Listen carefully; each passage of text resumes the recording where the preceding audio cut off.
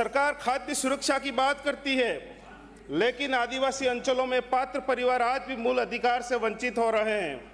Ration वितरण व्यवस्था, तकनीकी खामियां, नेटवर्क विफलता और प्रशासनिक उदासीनता के कारण प्रभावित हैं। ब्लॉक चिखली के राजस्व गांव मिठी लिंगड़ी के साथ साथ चिखली, सिमलवाड़ा, भंडारी एवं जोत्री ब्लॉक में डिमांड के अनुसार जनसंख्या और भौगोलिक स्थिति के आधार पर नई दुकानों की स्वीकृति दी जाए। उसी क्षेत्र का विकास कोई दया या उपकार नहीं है, यह संवैधानिक दायित्व है।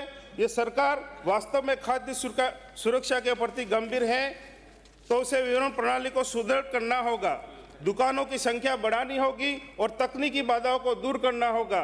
मैं इस सदन में सिर्फ एक विधायक के रूप में नहीं बल्कि दक्षिणी राजस्थान के आदिवासी अंचलों की पीड़ा की आवाज बनकर खड़ा हूँ। गरीब उपभोक्ता बिल तो बढ़ रहा है, फिर भी अंधेरे में जी रहा है। क्या यह बराबरी है? क्या यही संविधान का सामाजिक न्याय है?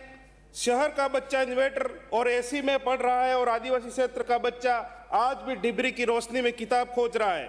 शहर का उद्योग 24 घंटे चलता है, पर किसान को बिजली रात को 2 बजे मिलती है। यह सिर्फ सुविधा का अंतर नहीं है, यह अवसर का अंतर है, यह भविष्य का अंतर है।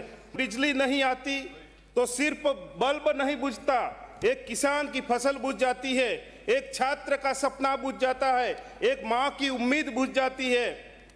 आदिवासी किसान कर्ज में डूब रहा है, बिजली की अनियमितता से फसल सूख जाती है, फिर बैंक का नोटिस आता है, उपभोक्ता का बिल भी समय पर आता है, लेकिन सेवा समय पर क्यों नहीं आती? क्या आदिवासी क्षेत्र सिर्फ वोटों के समय याद आते हैं? क्या विकास की गंगा शहरों तक सीमित है? माननीय अध्यक्ष महोदय, मैं सरकार से मांग करता हूं कि आदिवासी क्षेत्रों में 24 घंटे घरेलू बिजली की गारंटी दी जाए, कृषि कनेक्शन के लिए तय समय सारणी सार्वजनिक की जाए, जले हुए ट्रांसफार्मर 72 घंटे में बदलने का नियम लागू हो, बार बार कटौती वाले क्षेत्रों में विशेष विद्युत निगरानी दल बनाया जाए, आदिवासी किसानों के बकाया बिलों पर चार्ज माफ किया जाए, अनुसूचित क्षेत्रों के लिए अलग से विद्युत सुधार पैकेज घोषित किया जाए। जब शहर जगमगा रहा है तो आदिवासी अंचल क्यों जल रहा है?